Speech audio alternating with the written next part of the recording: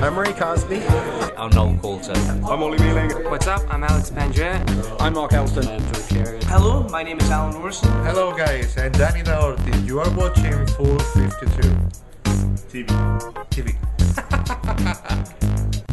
Hi there, Dave Forrest here for F52TV. Welcome to episode 21, the session special, part 2. More amazing clips from the session coming up. But first of all, let's deal with last week's competition to win the Cullfather DVD. There is only one copy available, and all you had to do, as usual, was like the video. There was a link on screen, like that video, leave a comment and favourite the episode. And from those of you who done that, one name was picked at random, and that name is appearing on screen now. Well done to you, sir. You have won amazing resource on that most elusive of card moves, the Cull by my friend Ian Moran. The Cullfather will wing its way to you. However, little change in procedure here, alright? The competitions are very popular, and I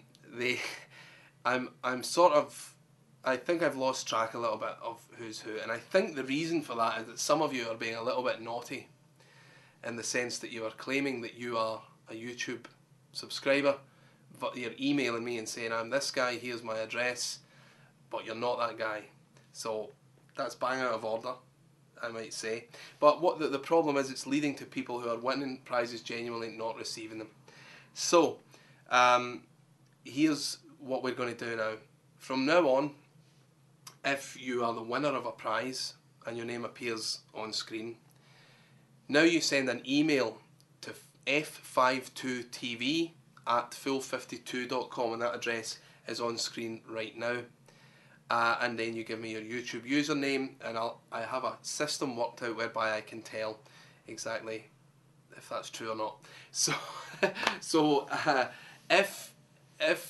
this week's winner, send an email there telling me what your username is, and I now have a system. So you should get your DVD.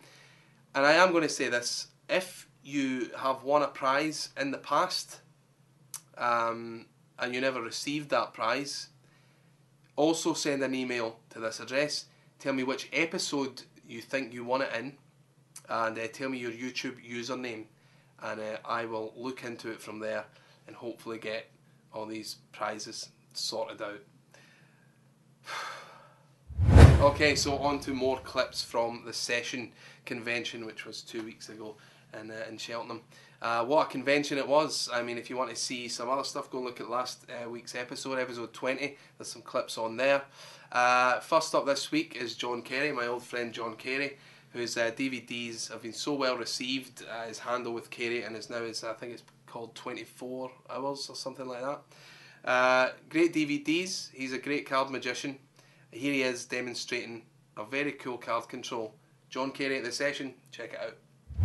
Hi, I'm John Carey and I'm an alcoholic. Welcome to F52TV. To come down, I'm just going to riffle through the card, say stop, stop! Okay, you could have stopped at any of those, but that was the card you stopped at. Let's put that card down onto the table, in amongst the other cards. Push the card in. Now, even though I am an alcoholic, I do know a little bit of magic. I just say the magic words, wham, bam, thank you, ma'am, and there she is all the way on top. Thank you very much indeed. Have a nice day now. John Carey there, brilliant, great move, and thanks to John for taking the time to do that for F52TV. Moving on, next up we have a young guy, a really young magician that I met, I don't know, 5 years ago probably for the first time, and he was just a lad then. And he's got some great moves. Really sort of offbeat techniques. Great card effects. He's got some DVDs out. One of them, Card Constructions, is very good. I recommend it. Link on screen. And yeah, and he was at the session. This is Ollie Mealing. Check it out. We're on? Yeah. I'm Ollie Mealing and you're watching F52TV. So let me show you something short and sweet with the cards. Eyes down. We've got a lovely pack of the Green Crown deck. Beautiful pack. Now we're going to take a random card. Let's go for the 8 of Hearts. 8 of Spades, I'm sorry. Inside the middle of the pack. And now let's take an indifferent card. Let's go for the King of Clubs. Keep your eye on that card, as we now change it into the 8. There we go. Ollie Mealing there, great stuff. I should also mention that Ollie runs a magic review website. The link is on screen now. The reviews are great if you're a producer and you want something reviewed, or if you're a consumer and you want to check, you know, if something's good or not. You might want to look to see if Ollie's reviewed it or not. So do check it out. Link on screen now. Big thanks to Ollie Mealing. Okay, so the man that everyone was talking about at the session was Dani DaOrtiz. What a revelation this guy is. I mean, you know, just like nothing you've ever seen before. And I really mean it. You know, he's I said at the time when you know, when everybody's raving about him, he's very, very unique in the sense that, you know, he fools you very badly. He seems to just be himself, although it's slightly comedic character. It's really difficult to explain. You would need to see it live, but he's so comfortable in his position as a performer that he's just a pleasure to watch. That combined with the fact that his subtleties and his techniques is just just an amazing performer, and you know, definitely for me the highlight of the session. Now, before I show you this clip, I'll just give you a little bit of background of what was happening before I filmed this. This was casual, alright, in this sort of seating area in the hotel. And he was surrounded by a number of magicians, as you can see in the video. And they sat around and he was doing trick after trick after trick. And he was doing this all with borrowed decks. So he was borrowing a number of decks from the audience who are all sat around. So do check this out. This is Dani DaOrtiz casually sessioning at the session. Check it out. Hello guys, I'm Dani DaOrtiz. You are watching Full 52 TV. What style is this deck? This is straight deck. It's complete because I need one card. That's Really close to complete. You don't know if it's No, but it's really close. shuffle. If no, it's complete, I can do the trick. I'm Okay. not 100% on this. Okay, no problem. Where is it? Oh yeah. Good. It's okay. It's just like deja. Be careful. Yeah. Be careful. Okay, a square. Good. Under the table. Good. Take the top card, you put in the middle, and the bottom card you put in the middle. Top or bottom? Top. Take the top cards and look the top cards. Top card. Top card. Yes. You like? Yeah. Film. Black. Yeah. Really? This is a trick. It's true? Wow, it's the first time. You remember you shuffle, you cut, you take, you put one card, two cards, I don't know how many in the middle, and now you say top card and you take the top card. And I tell you it's black and you tell me yes. Yes. Clubs. No. Or a spade. Or a spade. Spade. Yes. Great. It's height, middle, or slow. Slow, slow. Look at me. It's low. It is low. It's between 1 and 10, maybe. 5 of spade. Yeah. Okay. And now, listen. This is no, it's a prediction. This is the guess, the adivinación. How is adivinación in English? It's mind reading. Yeah. Right. The prediction is this: 5 of spade. Yeah. Put your face up. Yes. You remember you shuffle, you square, you cut, you put, you take from the bottom to the top. You decide from top with the 5 of spade. This is my prediction. Look. One card. 2 card. 3 card. 4 card. This is the prediction.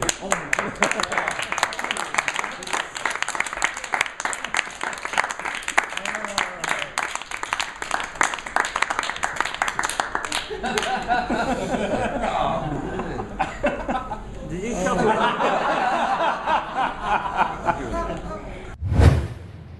So there you have it, Dani DaOrtiz there, with a multiple revelation in all these borrowed decks. and he sets this up casually during a performance. I mean, you know, you would have to see it to believe it. I think he is a great performer. I know I've said it a dozen times so far this episode, but really, he's very special in our art. I really believe that. And a big thank you to him for allowing me to use the clip on this week's episode. Danny, thank you very much, sir. You are a star.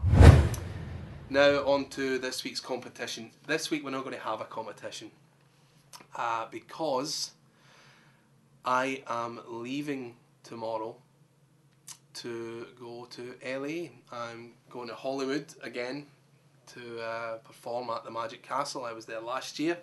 I've been invited back, and this year I'm performing parlour magic. I'm in the parlour of prestidigitation, and I'll be working 7 nights in there doing my parlour act. It's a short act, 18 minutes. So that I'm obviously going to be away for 10 days, and that is going to encompass next Thursday, where there should be a new episode. So look, it's my hope to bring you an episode from LA. That's my hope. Alright, now I don't know exactly how that's going to work out, because I don't know the ins and outs of how it's going to be possible, but it's my hope to bring you something direct from LA next Thursday. However, if that's unmanageable, and it may be because it is a busy schedule while I'm over there, I've got a lot of stuff to do and people to see, as well as performing, and I'm also lecturing while I'm there, so I will endeavour to get you something next Thursday. If not, however, I will get footage while I'm there. I will try and get something up next Thursday though, so do bear with me. Okay, so as there is no competition this week, I thought I would give you a free trick. This is a thing I had in a notebook, and I had it down under the name Wildman, and I think I know why actually when I think about it. Here it is, have a look. I hope you enjoy it. Okay, if you would just say stop as I run my thumb down the edge, right here, and I will cut the deck right there, and I will show you the card that you have stopped on. Please do remember it, and we'll lose it somewhere back inside the centre of the pack. Now here's the thing, you give the deck a good shuffle, a good mix, just like so. Now, if I could snap my fingers and have that card sink rather, all the way to the bottom of the pack, that would be something, wouldn't it? Check it out. It's not the card. Alright, well let's try again, like this, all the way to the bottom of the pack. Well, the bottom is now the top, of course, so here it is, your card, that's a joker. You didn't pick the joker, did you? Okay, well, let's try this one more time. Give the deck a few mixes, like this. Stop right here. The card this time rises all the way up to the top of the pack. Lo and behold, oh, what are the odds? I cut directly to the other joker. Well, you know what they say, jokers are wild, so you place your hand flat down on this one and keep your eye on this one as it changes, look, into the 3 9s. Did you choose a 9? You did, and presumably it was the 9 of diamonds. Well, check this out. Under your hand, the 9 of diamonds. Okay, so this is a trick that I had written down called Wildman, and it uses 4 of a kind, any 4 of a kind, and a joker. And you want to just have one joker in the pack, and that joker goes in here, alright? And these go on top of the pack, so the joker is underneath one of the 9s, the top 9, and they're on top of the pack like this. And now I'm going to do is riffle force this 9. So cut the deck, hold a break, say stop, pick up at your break, and let them see the card. You obviously wouldn't see it. Now you want to control it back to the top, back above your setup, so your deck is back the way it started. Number of ways to do that. So I believe there's some episodes, earlier episodes, that talk about controls and stuff, so have a look. The bottom line is get your 9 back above that joker, and now you can say what you want. You're going to make it go to the bottom, and you're going to make it, you know, and you fail each time, and you say, well look, this time I should have got it. You're going to turn a double, and it's going to be a joker. Oh, you didn't pick the joker, did you? Turn the double down and place their selection on the table. So you're going to give it one more go. You want to give it some sort of false cut, and then you're going to claim that this is going to be the selection. You turn it over and you've apparently cut to the second joker, and you want to sort of play this like it's a coincidence. Oh, unbelievable, right? I happen to cut to both jokers, and usually there are 2 jokers in a pack, so that's fine. Now, as I'm showing this here, I've just got a break under these 3 cards. These, of course, are the 3 nines, the mates to the selection, and I've done that by thumb counting, alright, and then transferring the break to the pinky. But if you can pinky count, do that, or just push over and get the break. Either way, you're going to place this joker face up here. So now I have a break under 4 cards. I'm going to ask them to place their hand on the other joker and refer to it as the other joker. One thought here, if you know the Mexican turnover, you can sort of do this display to show 2 jokers and say you put your hand on this one and I'll take this one. So that sort of looks like 2 jokers, right? Here's one, the one on the table is also a joker, and you say you put your hand on this one and I'll take this one, and it sort of looks like 2 jokers, a little display moment there. They of course have their hand on their selection. And what you're going to do here is Louis Simonoff's flippant. And flippant is one of these moves that, it's one of these things that as a magician I never really thought was particularly good or useful until I started doing it for lay people, and it really gets great reactions. To me it always seemed quite obvious what was happening, but I suppose that's thinking like a magician, because I've used it for lay people. They love it.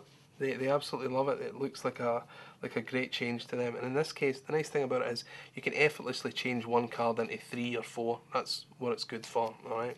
You could just go into a twirl change here and then spread, but I think this is nicer. Break under 4 cards, and all you're going to do is cause them to flip over. Now, I wish I could tell you that there's an exact technique on this. The bottom line is have a break under it, and as you drop your hand, right, now it's impossible to do in slow motion because it relies on gravity and friction. It's like friction in the air almost. You're going to give a slight upward motion, then a sharp downward motion, and that's going to cause everything above the break to flip over. It's a little bit knacky, but once you've got the knack, you don't sort of forget it. You know, it's one of these things that once you've got it down, then you're good to go, and then you immediately spread. So 1 card apparently transforms into the 3 mates to their selection. What might be a nice idea, I know I didn't do it when I showed you the trick, but maybe nice at this stage is to go, actually tell me what was the value of the card. Don't tell me the card, just tell me if it was an ace or a king or whatever. And they say 9, and you say, alright, well here you go, look, there's 3 of them. The only one that's missing is the club, which means you must have the club, and the joker under their hand then changes to the last 9 for a nice sort of short little wild card effect that only uses, you know, 1 joker in a quick 4 of a kind setup. So that is Wildman. I do hope you like it. Okay, so there you go, Wildman. Apparently, I dare say I named it that because there's only 1 joker and it's a sort of wild card thing. I honestly don't know. I don't know where the titles come from, I really don't. But I hope you get some use out of that. Do make sure you check next week if you get a message from YouTube that there is an episode up. If not, do come back in 2 weeks' time for episode 22. I'm sure it's going to be an incredible episode. And we've got a couple more things from the session to show you. And I just found a clip of Gary Jones the other day that I must show you that I'd sort of forgotten about. So lots of good stuff to come. But I must go. I need to actually pack my bag and get myself organised because I am leaving rather early tomorrow morning. So that's all for this week. I am Dave Forrest for Full 52 TV. I'll see you next time.